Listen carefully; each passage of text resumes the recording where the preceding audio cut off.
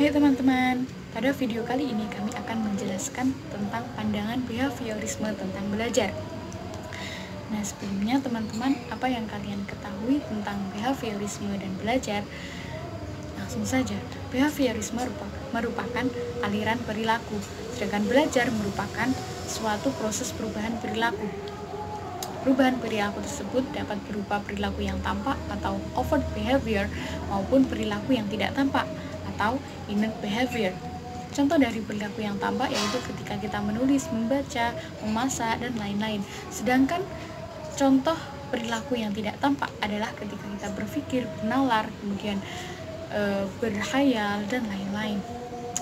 Nah, selanjutnya yaitu aspek penting dalam aliran behavioristik dalam belajar adalah hasil belajar atau perubahan perilaku tidak dipengaruhi atau tidak disebabkan oleh kemampuan internal manusia atau insight, melainkan perubahan perilaku itu karena faktor stimulus dan respon. Dalam proses pembelajaran dibutuhkan stimulus yang menarik dan spesifik. Agar apa? Agar proses pembelajaran dapat menghasilkan atau dapat mendapat hasil yang maksimal. Siswa akan mendapatkan hasil maksimal apabila mereka dapat mencari hubungan antara stimulus dan respon. Belajar merupakan suatu proses. Mengapa dikatakan suatu proses? Karena dalam pembelajaran itu membutuhkan waktu untuk mencapai hasil. Hasilnya yaitu berupa perubahan perilaku menjadi lebih baik. Kemudian perubahan perilaku karena kematangan tidak dapat dikatakan sebagai hasil belajar. Misalnya anak bisa berjalan. Nah, anak bisa berjalan itu kan karena saat usianya sudah matang untuk bisa berjalan. Itu bukan merupakan hasil belajar. Proses belajar pada setiap individu dapat terjadi secara sengaja maupun tidak sengaja. Yang terjadi secara sengaja yaitu ketika kita membaca suatu buku atau membaca suatu berita. Itu dapat kita dapat memperoleh informasi yang baru. Nah, kemudian secara tidak sengaja saat reaksi anak melihat jarum. Nah, aktivitas belajar manusia itu berlangsung secara terus-menerus sepanjang masa. Setiap manusia interaksi dengan lingkungan atau stimulus, maka dia akan memberikan respon. Seperti itu. Pun secara umum, penerapan prinsip belajar perilaku tampak dalam langkah-langkah pembelajaran berikut. Nah, yang pertama, menentukan tujuan instruksional. Yang kedua, yaitu menganalisis lingkungan kelas termasuk identifikasi interact behavior peserta didik. Yang ketiga, yaitu menentukan materi pelajaran. Yang keempat, memecahkan materi pelajaran menjadi bagian-bagian kecil agar mudah dipahami. Yang kelima yaitu menyajikan materi pembelajaran. Penyajian materi ini disampaikan dengan hal yang semenarik mungkin agar tercapainya hasil pembelajaran yang maksimal. Kemudian yang keenam yaitu memberikan stimulus yang mungkin berupa pertanyaan, kemudian latihan dan tugas-tugas lainnya. Yang ketujuh yaitu mengamati dan mengkaji respon peserta didik. Yang kedelapan memberikan penguatan, mungkin positif atau negatif seperti yang telah dijelaskan tadi. Yang terakhir yaitu memberikan stimulus baru atau memberikan rangsangan baru. Sekian. Prinsip-prinsip belajar yang pertama yaitu suara atau self-direction. Prinsip suara menyatakan bahwa sekolah hendaknya memberikan kesempatan kepada peserta didik untuk memutuskan bahan belajar yang ingin dipelajari. Prinsip belajar suara ini sangat penting bagi pendekatan humanistik, yaitu peserta didik hendaknya diberikan kesempatan untuk mengarahkan belajarnya, memilih apa yang ingin mereka pelajari, dan dalam derajat tertentu mengarahkan kapan dan bagaimana peserta didik itu akan mempelajarinya. Adapun tugas fasilitator di dalam mengarahkan peserta didik menjadi pembelajaran suara, yaitu yang pertama mendorong peserta didik untuk mampu memenuhi kompetensi baru. Yang kedua, membantu memperjelas aspirasi guna meningkatkan kompetensinya. Yang ketiga, membantu mendiagnosis kesenjangan antara aspirasi dengan kinerja sekarang. Yang keempat, membantu mengidentifikasi masalah-masalah kehidupan yang mereka alami. Dan yang terakhir, melibatkan peserta didik dalam proses merumuskan tujuan belajar dengan mempertimbangkan kebutuhan peserta didik yang telah didiagnosis. Yang kedua ada belajar tentang cara-cara belajar.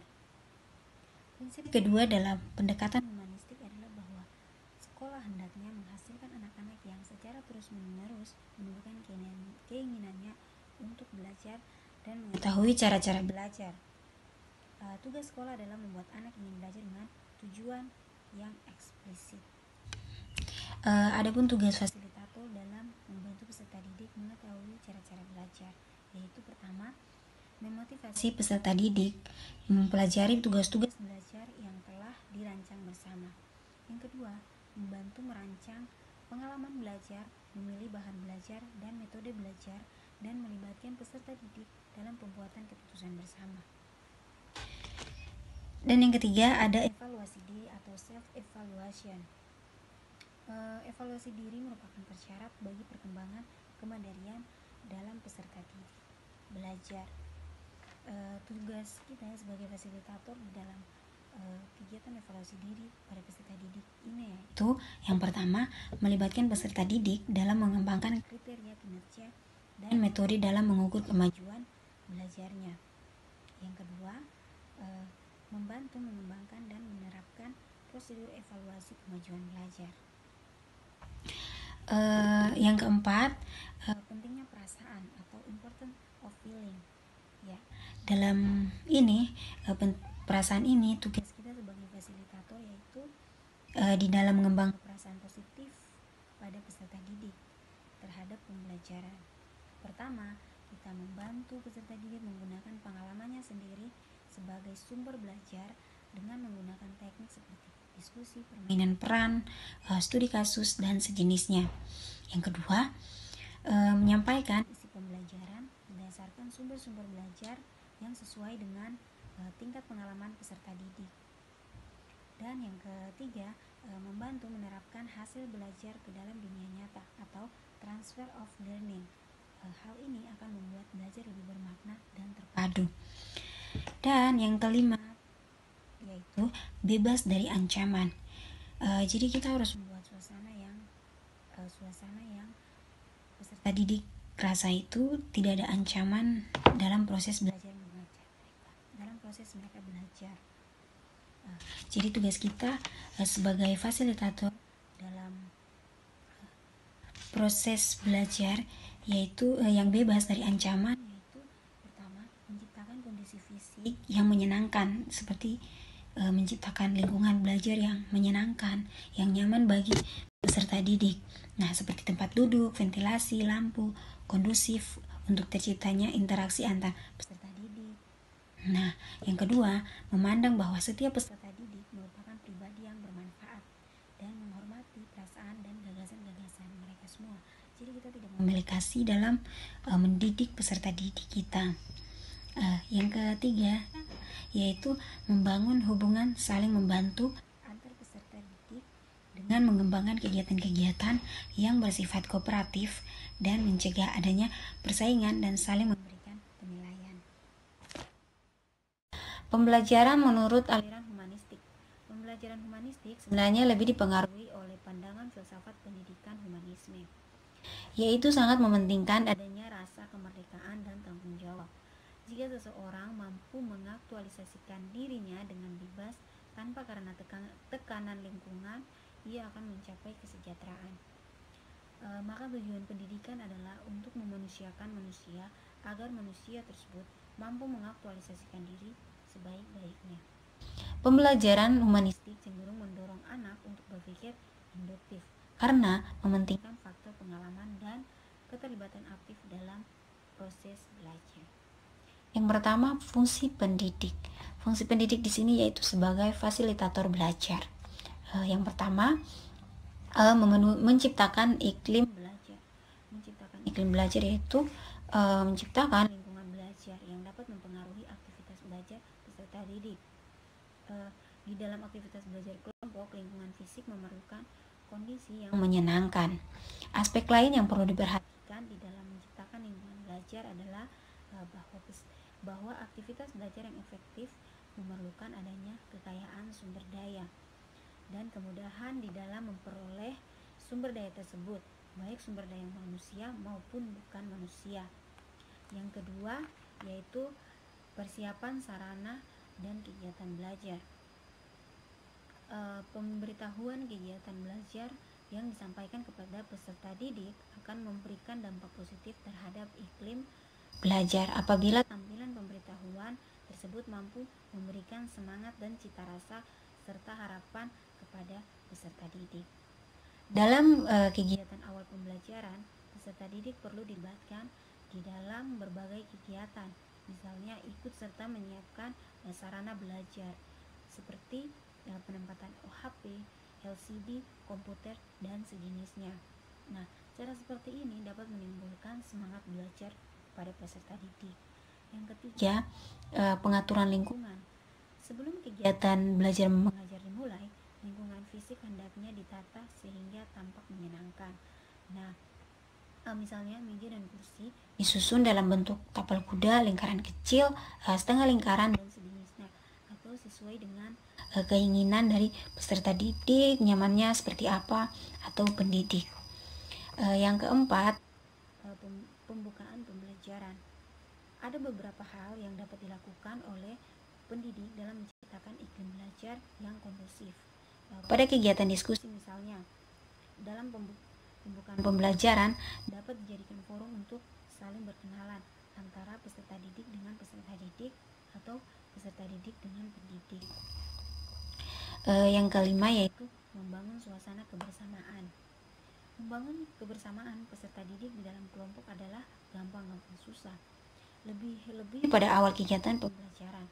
Apabila pendidik mampu memfasilitasi peserta didik untuk membangun kebersamaan dengan pelaksana diri, berarti dia telah memperoleh keberhasilan awal di dalam melaksanakan pembelajaran. Yang keenam, memenuhi kebutuhan belajar. Kebutuhan belajar ini merupakan fungsi antara apa yang senyatanya dengan apa yang seharusnya, atau apa yang senyatanya dengan apa yang diinginkan. Nah, kebutuhan pendidikan adalah segala sesuatu yang harus dipelajari oleh peserta didik untuk kebaikannya sendiri atau kebaikan masyarakat. Kebutuhan ini merupakan kesenjangan antara tingkat kompetensi yang dimiliki oleh peserta didik pada sekarang ini dengan tingkat yang lebih tinggi yang diperlukan bagi kinerja yang efektif, seperti yang ditetapkan oleh dirinya sendiri. Fasilitator dalam proses belajar adalah berfungsi memenuhi kebutuhan peserta didik. Peserta didik mungkin memiliki kebutuhan menulis puisi tentang situasi politik terakhir dari suatu negara, atau belajar matematika. Maka dalam hal ini fasilitator perlu memenuhi kebutuhan tersebut, memberikan bantuan belajar dan sumber daya untuk Yang berikutnya adalah pembelajaran menurut teori kontemporer. Pembelajaran teori kontemporer yang dimaksud di sini adalah pembelajaran berdasarkan teori belajar konstruktivisme. Biarpun teori belajar konstruktivisme dilihat dari pandangan bagaimana proses belajar itu terjadi, sebenarnya tidak berbeda dengan pandangan pengikut kognitif seperti Piaget, Brunner, dan Ausubel. Hanya saja para konstruktivisme seperti von Garvet, Bettencourt mengembangkan lebih lanjut fungsi kognitif itu dalam mengkonstruksi pengetahuan pembelajaran berfungsi membekali kemampuan peserta didik mengakses berbagai informasi yang dibutuhkan dalam belajar. Pembelajaran konstruktivisme mengkritisi konsep pembelajaran yang selama ini belajar dalam arti cenderung berpusat pada pendidikan di pihak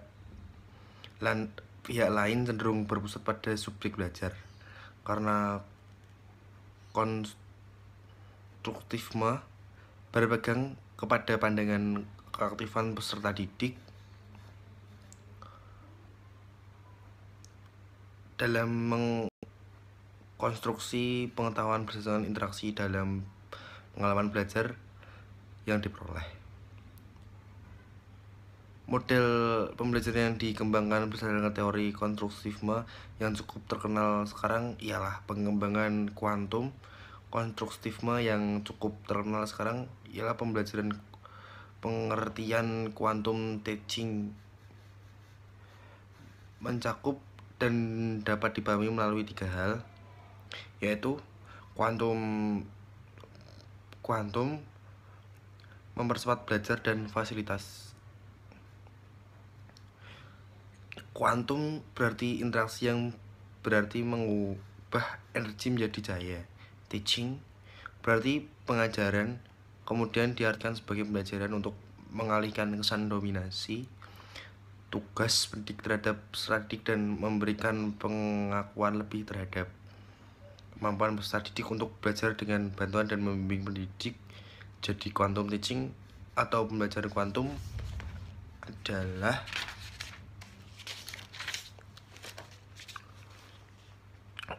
pembelajaran yang mengkonsentrasikan berbagai interaksi yang berada di dalam dan di sekitar momen belajar.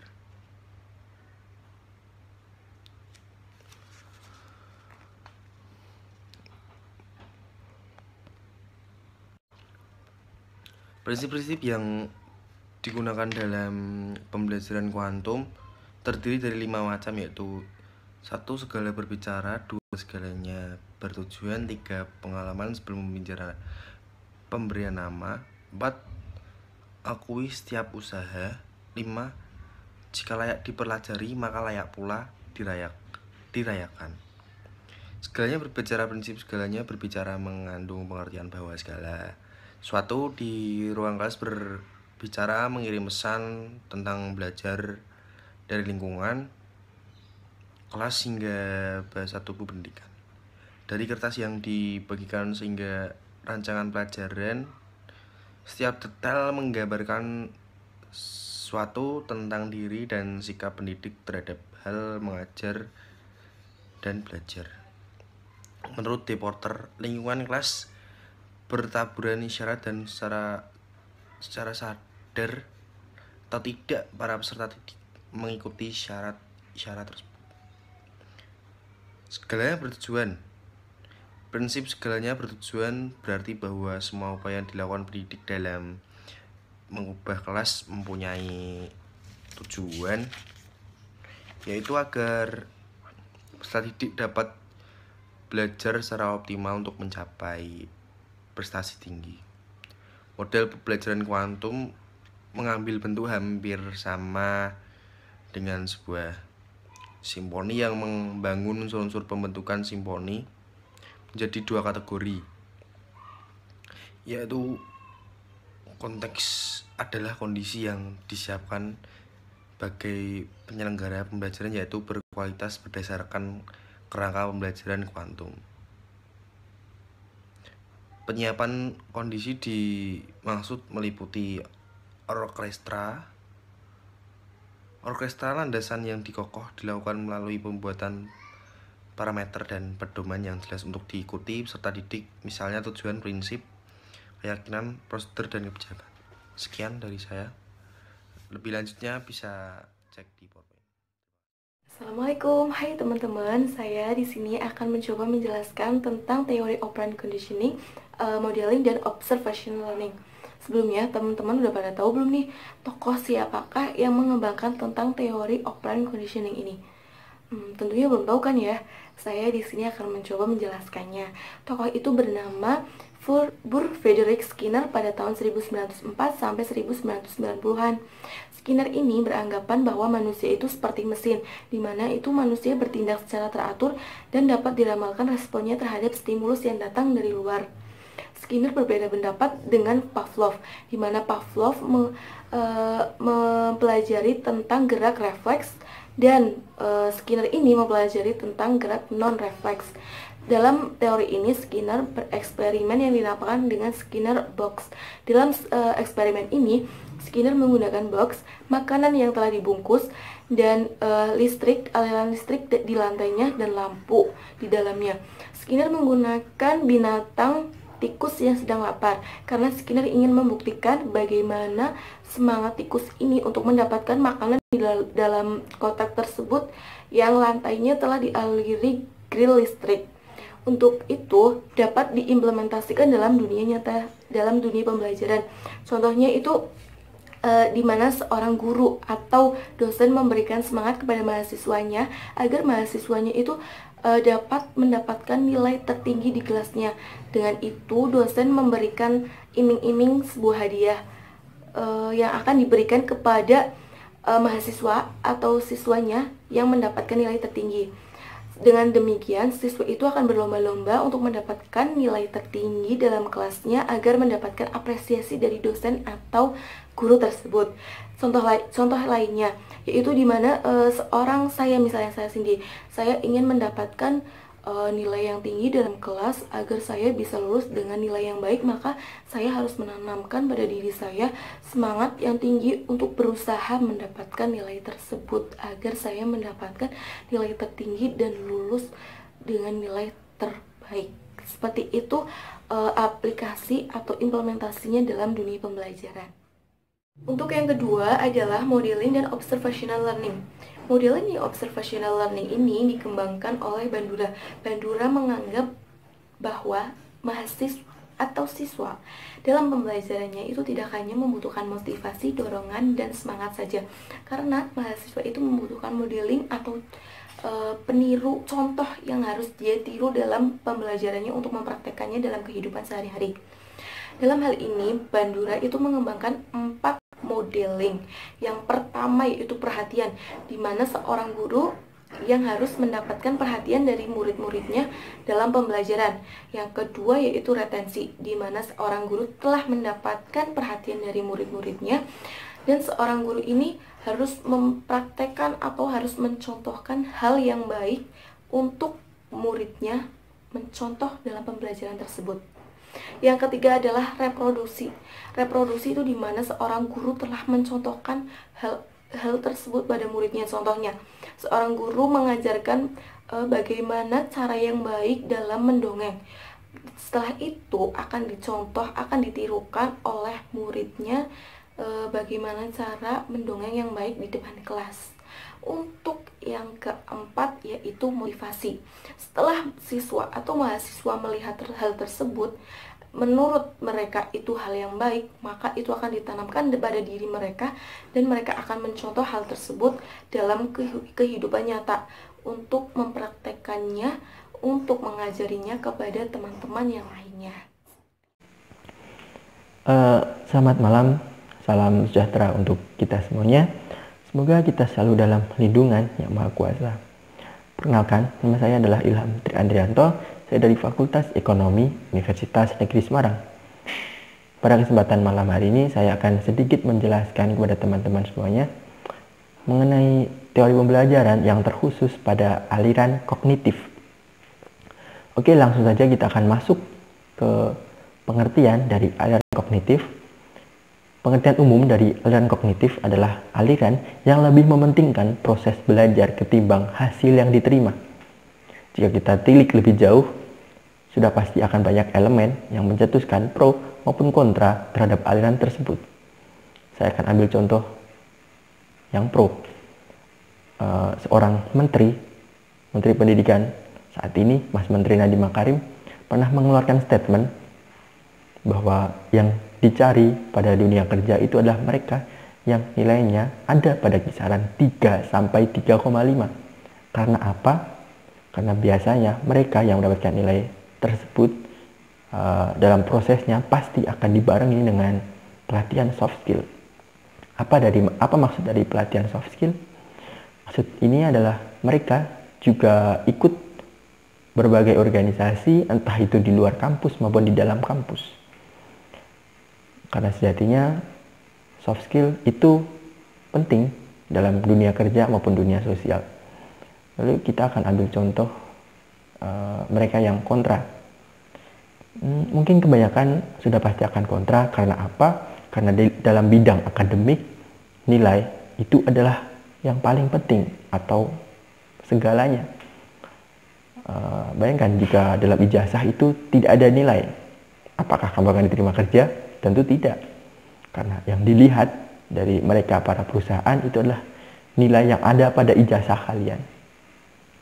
Ya, baik, sekian dan terima kasih. Baik, yang kedua kita akan membahas mengenai teori koneksionisme. Teori ini dikemukakan oleh ahli yang bernama Edward Thorndike. Beliau berkata bahwa belajar adalah proses timbal balik antara stimulus dan juga reaksi. Apa yang dimaksud? Secara singkat, yang dia maksud adalah aksi antara pengajar dan reaksi antara siswa yang diajar. Seperti itu gini, ketika guru menerangkan, pasti siswa mendengarkan. Lalu ketika dibuka sesi diskusi, tanya jawab, untuk memastikan bahwa siswa itu sudah paham atau tidak, siswa harus melemparkan pertanyaan. Lalu setelah selesai, akan ada di akhir itu biasanya akan ada tugas untuk lebih mematangkan pemahaman dari siswa terhadap materi yang disampaikan oleh pengajar. Jadi inti dari teori koneksionisme ini adalah koneksi antara pengajar dan juga yang diajar. Karena bayangkan, untuk apa sih pengajar mengajar jika yang diajar itu tidak paham? Bukankah itu sama saja nol? Betul tidak? Ya, sekian dari saya. Terima kasih. Wabillahi taufiq wal hidayah. Wassalamualaikum warahmatullahi wabarakatuh.